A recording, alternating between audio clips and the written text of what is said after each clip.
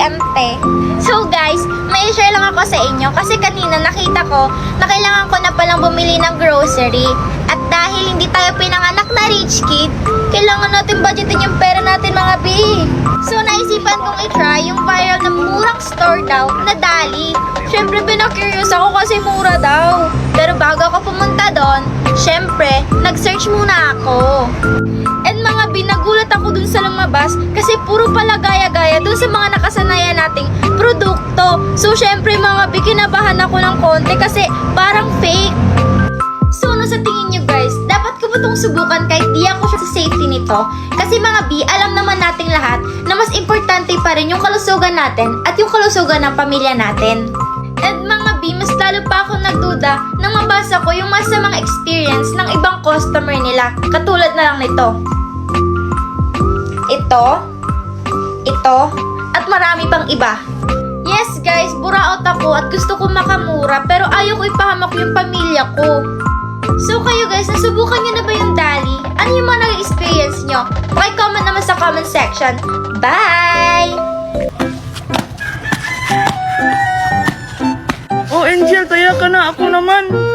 Ha, hindi no. Tama kaya yung ginawa ko. Tama si Mikay, Angel. Nataya ka na, si Mikay naman. Isusumbong ko kayo kay Mami. Pinagtutulungan niyo ako. Alalagot, Virgie, umiyak si Angel. Hala, baka magsumbong siya sa Mami niya. La la la la la. Hala, ayun si Angel. Hi, Angel. Hi, Makoy. Hala, ba't ka umiiyak, Angel? Sinong nag-away sa'yo? Si Mikay at si Virgie, Makoy. Sabi nila, taya na daw ako kahit hindi pa. Hala, ba't nyo naman inaway si Angel, Mikay at Virgie? Hindi namin inaway si Angel, Makoy. Oo nga, totoo naman ni nataya na si Angel. Si Mikay naman yung sunod. Totoo ba yun, Angel? Hindi na, nagsisinungaling lang sila. O sige, Angel, huwag ka nang umiyak. Ganito na lang, bibigyan na lang kita ng regalo. Regalo? Regalo? Bibigyan si Angel ng regalo? Oo, tama yung narinig nyo, Virgie at Mikay. Inaawan nyo kasi si Angel. Wow, ano namang regalong ibibigay mo sa akin, Makoy? Ito, oh. Itong baby ko. Wow! Hala, ang cute naman ng baby ni Makoy. Talaga? Akin na yan, Makoy? Oh, Angel, Happy Valentine's Day. Ngi, Valentine's daw. Oo nga, Valentine's kaya yun. Ha? Hindi ba yun Valentine's? Oo, hindi yun Valentine's. At saka, pag Valentine's, bulaklak kaya yung ibibigay, hindi baby. Oo, Junior. Nge, inggit lang kayo. Kasi ako binigyan, tapos kayo, wala. Be. Oo nga, tara Angel, mag-date tayo dun sa playground. Sige, tara. Be. Sana magustuhan to ni Angel. Nag-ipon pa naman ako. Ang mahal-mahal pa naman nito, tag 20 pesos. Wala, teka lang. Si Makoy ba yun? Ano kayang ginagawa niya dun? Ah, alam ko na. Gugulatin ko siya. Nasaan na kaya si Angel? Wala namang pasok. Wah! Ay, ano ka ba Angel? Nakakagulat ka naman. Ay, nagulat ka ba? Sorry. Teka, bulaklak ba yan? Ito Angel, hindi. Chocolate to, tignan mo. Chocolate? Wow! Pwede patikim, Makoy? Teka lang Angel. Angel! Aray ko naman, Makoy! Ay, sorry Angel. Napalakas ko pala. Ikaw naman kasi, ang takaw-takaw mo. Gusto ko lang naman tumikim ng chocolate na flower mo eh.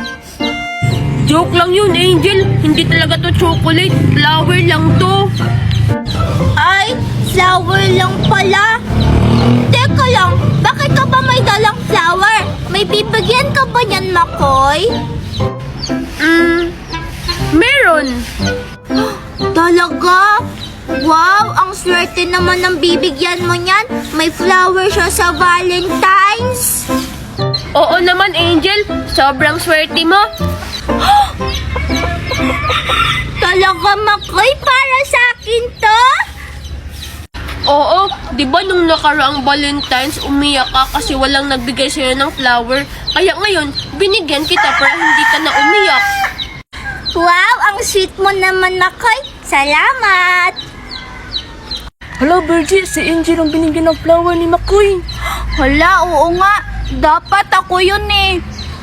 Hala, ang ganda ng lagat. Ang sarap maligo. Kaso lang, hindi ako papayagan ni Mami.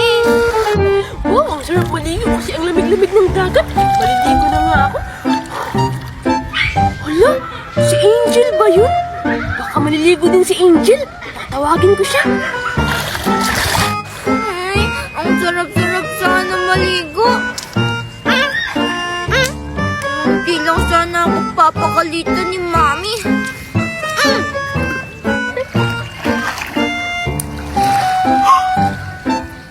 Hoy, Angel! Bubukulan mo ba ako? Hala, Makoy! Sorry! Ano bang ginagawa mo dyan? Aayain sana kitang maligo ng dagat. Tapos binabato-bato mo na ako. Ay, sorry, Makoy. Hindi kasi kita napansin eh. Gusto ko sana maligo ng dagat. Kaso lang, sabi ni Mami, papaluin niya daw ako pag maligo ako. Huwag kang mag-alala, Angel. Hindi natin ipapaalam sa mami mo na maliligo ka ng dagat. Ha? Eh, paano yun? Eh, malalaman niyo pa rin naman kasi basa yung damit ko. Ay, oo nga pala, no? Ganito na lang, Angel. Hubarin mo na lang yung lahat ng damit mo para hindi niya malaman na naligo ka ng dagat. Ha? Ang bastos-bastos mo naman, Makoy. Isusumbong kita kay Mami. Teka lang, Angel. Hala, oo nga pala. Lagot akong to sa mami ni Angel.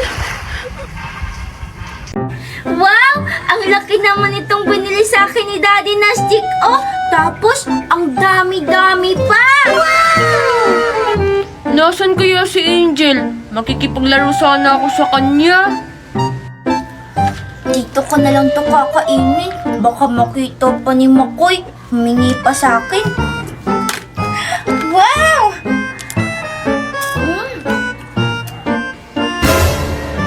Teka, ba't parang may narinig akong kumakain? Nasaan kaya yun? Teka, nauuhaw ako. Saan ko kaya ito pwede ilagay? Dito ka lang muna ha. Iinom mo nga ako saglit.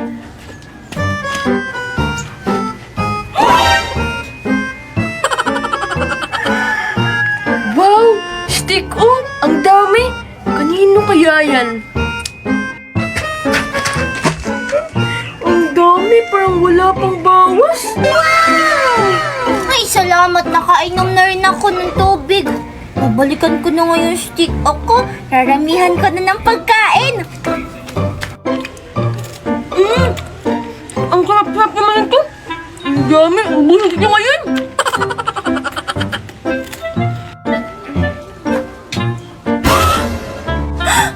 Hala, yung stick ko nasaan na? Stick ko! Stick ko! Ay, stick ko! Ay, yung stick ko! Wala lagot! Kay Angel ba ito stick oh? Pag nalaman ko talaga kung sino yung kumuha ng stick ko, ipapakuha ko dun sa mga kaibigan kong alien! Alien? Hala! Ayokong kuhain ako ng mga alien! Baka kainin nila ako dun! Umanda ka talaga sa akin pag nakita kita! Ha? Hala, lagot! Anong gagawin ko? Hindi pa naman siguro halata na nabawasan na ng 10. Ibabalik ko na to kay na Angel.